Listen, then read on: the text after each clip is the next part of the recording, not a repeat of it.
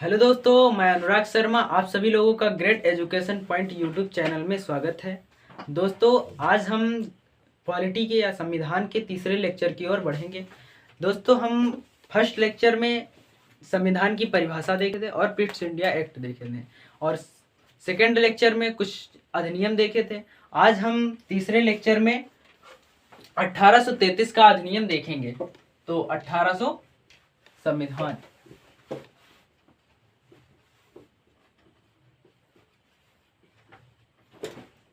संविधान एवं राज्य व्यवस्था।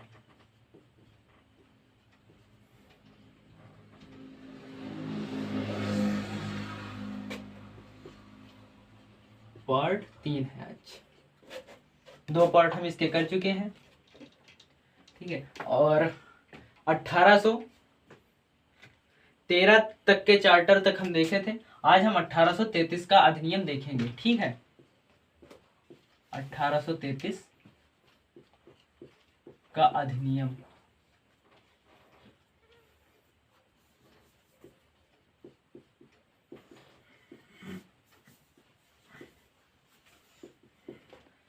अठारह सौ तैतीस का अधिनियम, जिसमें एक महत्वपूर्ण काम हुआ था।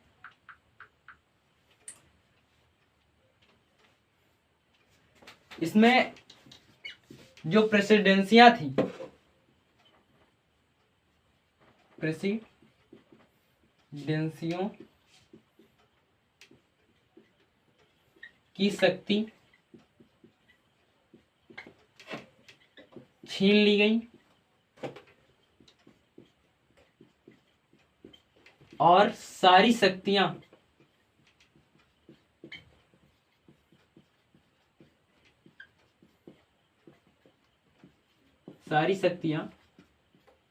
बंगाल के गवर्नर को, बंगाल के जनरल गवर्नर या गवर्नर जनरल को,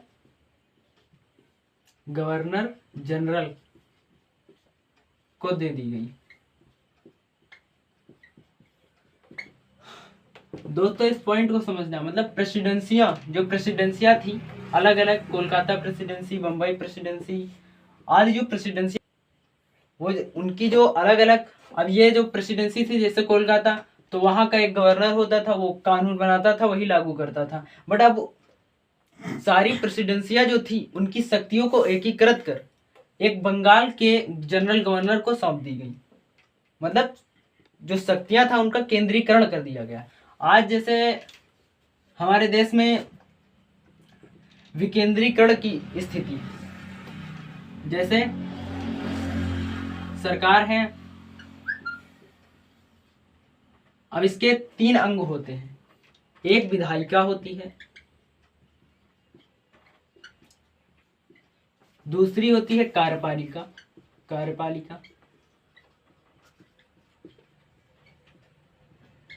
और तीसरी होती है न्यायपालिका।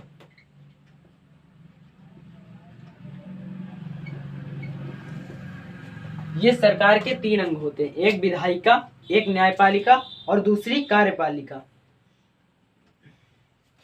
विधायिका का कार्य होता है विधि निर्माण करना, ये शायद पढ़े भी हो। और कार्यपालिका का कार्य होता है उसको लागू करवाना, जो विधि निर्माण हुई उनको लागू करना कार्यपालिका का कार्य होता है, विधियों को लागू कराना।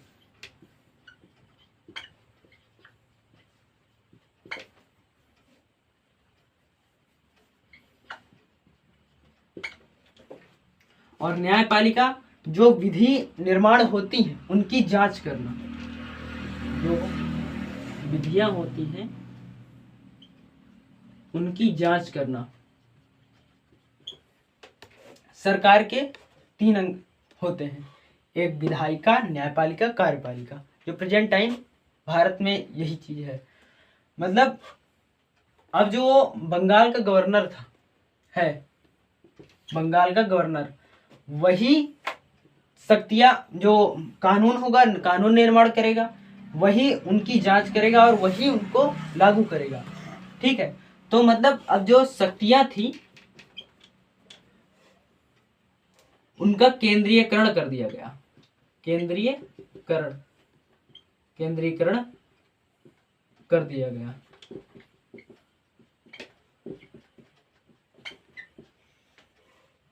और आज भारत की स्थिति क्या है? विकेंद्रीकरण वाली स्थिति, क्योंकि राज्य अपने कानून बनाता है, कुछ कानून नहीं बनाता जो कि केंद्र सरकार बनाती है, बट राज्य अपने कानून और अपना बजट खुद पेश करता है, इसलिए विकेंद्रीकरण की। बट उस वक्त केंद्रीयकरण, जो बंगाल का गवर्नर चाहेगा, जो ऐसे कानून बनाएगा, वो सारी प्रेसिडेंसियों पर लागू होंगे। ठीक है, तो 1833 का अधिनियम में क्या हुआ? प्रेसिडेंसियों की शक्तियां छीन ली गई। प्रेसिडेंसियों की शक्तियां छीन ली गई और सारी शक्तियां बंगाल के गवर्नर जनरल को दे दी गई। ठीक है, और केंद्रीकरण कर दिया गया और एकात्मक शासन की शुरुआत हुई। एकात्मक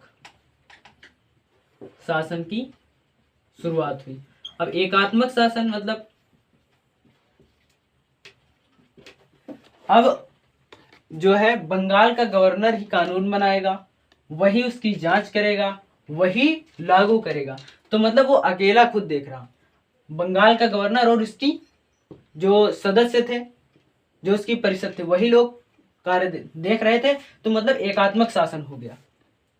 ठीक है, और जो विकेंद्रीकरण की स्थिति थी, मतलब प्रेसिडेंसियां अभी तक बिखरी हुई थी, जो होती थी अपना कानून बनाती थी, जो प्रेसिडेंसियां थी, और खुद लागू करती थी। ठीक है, बट अब कानून बंगाल का गवर्नर बनाएगा और उन्हें लागू करेगा। अब इसे हम रफ कर देते हैं, फिर आगे की ओर बढ़ते हैं।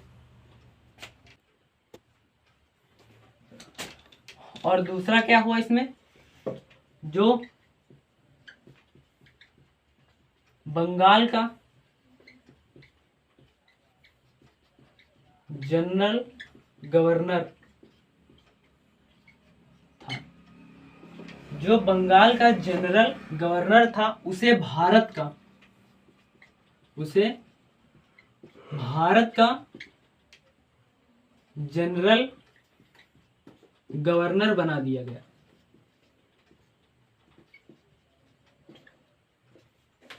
मतलब अब वो अभी तक एक यहाँ के पास बंगाल था, वहां का सिर्फ गवर्नर था, अब ये पूरे भारत का लगभग में जनरल गवर्नर बना दिया गया। ठीक है,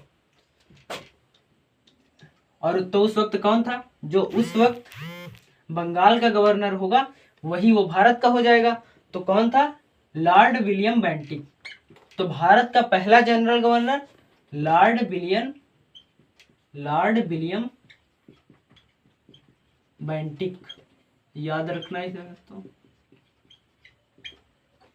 बंगाल का जनरल गवर्नर जो था, बंगाल का जनरल गवर्नर जो था, उसे भारत का जनरल गवर्नर बना दिया।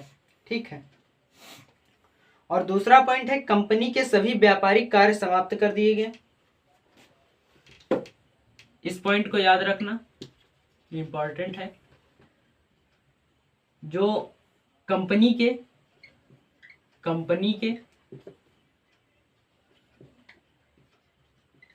सभी व्यापारिक कार्य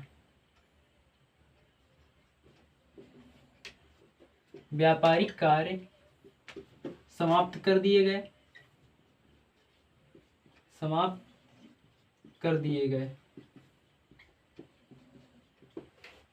गए और उसे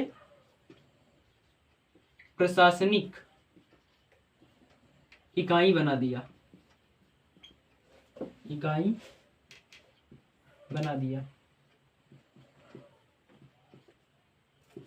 मतलब जो कंपनी जो व्यापार करती थी, उसके पहले व्यापार खत्म कर दिए थे, सिर्फ चीन से एकात्मक अधिकार बचा था कि ये चीन से व्यापार करो, और भारत में चाय का व्यापार था, बाकी कार्य, इसके व्यापारिक कार्य हटा ही दिए गए थे।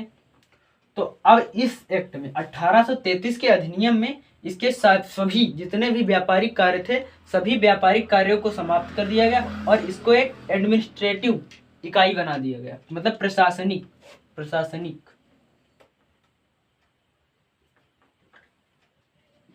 प्रशासनिक इकाई बना दिया गया। ठीक है, कंपनी के सभी व्यापारिक कार्य समाप्त कर दिए गए और इसे प्रशासनिक इकाई बना दिया गया। दूसरा पॉइंट है, एक विधि आयोग का गठन हुआ। विधि आयोग का गठन हुआ,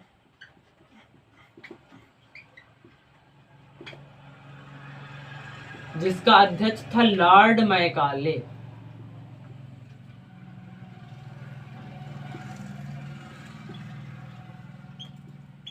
लॉर्ड मैकाले, ठीक है। बंगाल का जनरल गवर्नर जो था उसे भारत का जनरल गवर्नर बना दिया गया।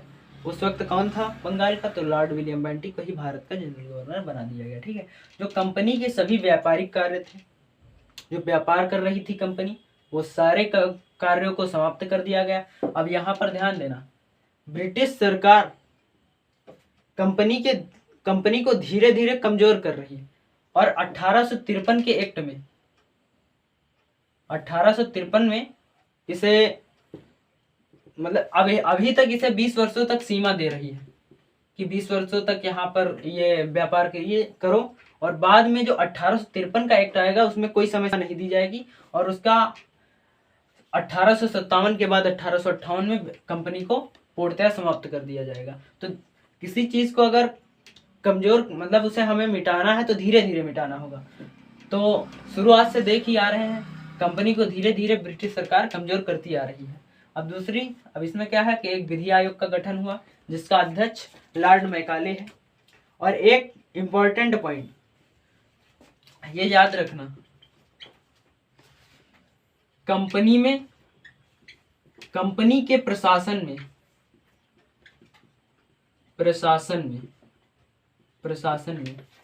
कुछ हिस्सेदारी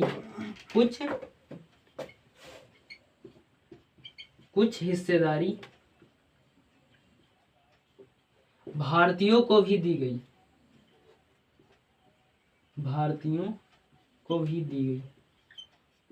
किस एक्ट में दी गई? 1833 के अधिनियम में। ठीक है,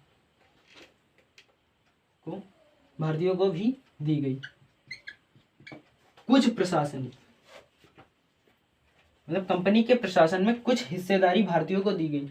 तो कुछ मतलब छोटे मोटे कार्य दिए गए, अभी अच्छे लेवल पर काम नहीं दिए गए, क्योंकि अगर अच्छे लेवल पर काम देंगे तो वो लोग होशियार हैं कि अभी ये आवाज उठा देंगे। तो इनको कुछ हिस्सेदारी दी गई, पूर्णतया भी हिस्सेदारी दी नहीं गई, मतलब छोटे मोटे कार्यों के लिए भारतीयों को हिस्सेदारी भी दी गई। और दूसरा पॉइंट, कंपनी के सेवा में किसी भी व्यक्ति को कंपनी की सेवा में सबसे इंपॉर्टेंट पॉइंट यही है, मोस्ट इंपॉर्टेंट, कंपनी की सेवा में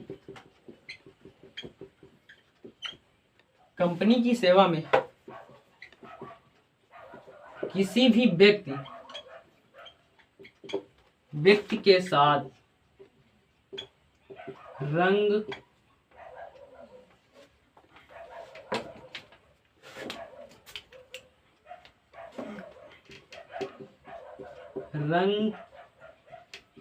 रूप लिंग जाति आदि के लिए भेदभाव नहीं होगा। मतलब रंग रूप लिंग जाति के आधार पर भेदभाव नहीं होगा,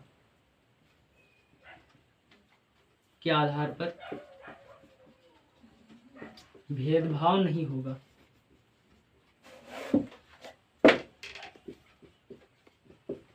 अब ये क्या चीज देखने को मिल रहा है, मतलब कंपनी की सेवा में किसी भी व्यक्ति के साथ रंग रूप लिंग जाति आदि के आधार पर भेदभाव नहीं होगा। तो यहां पर हमें फंडामेंटल राइट देखने को मिलते हैं, मतलब मौलिक अधिकार, क्योंकि मौलिक अधिकार में ही ये हम देखते हैं। तो ये यहाँ पर हमें फंडामेंटल राइट देखने को मिलते हैं। किस एक्ट में? 1833 के एक्ट में।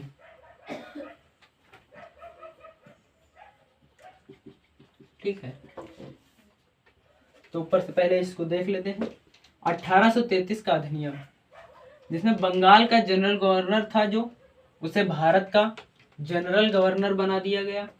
वो कौन था? Lord William Bentinck. कंपनी के जो सभी व्यापारिक कार्य थे समाप्त कर दिए गए और उसे प्रशासनिक इकाई बना दिया गया। और एक विधि आयोग का गठन हुआ जिसका अध्यक्ष लॉर्ड मैकाले को बनाया गया। ठीक है, और कंपनी के प्रशासन में जो कुछ हिस्सेदारी, मतलब कंपनी के प्रशासन में कुछ हिस्सेदारी भारतीयों को भी दी गई। और कंपनी के सेवा में किसी भी व्यक्ति के रंग, रूप, लिंग, जाति आदि के आधार पर भेदभाव नहीं किया जाएगा। अब ये क्या देखने को मिलता है? मौलिक अधिकार। ठीक है, जो ये भेदभाव नहीं होगा तो मौलिक अधिकार देखने को मिलते हैं 1833 के अधिनियम में। अब इसे रफ कर देते हैं, फिर आगे बढ़ते हैं।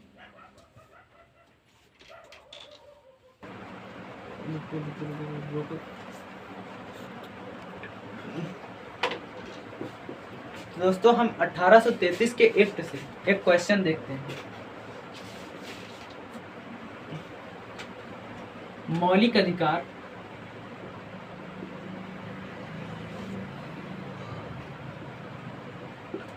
या फंडामेंटल राइट हमें किस एक्ट में देखने को मिलते हैं? किस अधिनियम में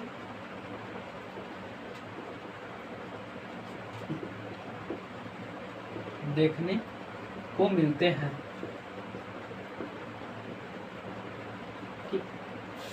दूसरा क्वेश्चन है हमारा, मौलिक अधिकार या फंडामेंटल राइट हमें किस अधिनियम में देखने को मिलते हैं? दूसरा है कंपनी के प्रशासन में भारतीयों को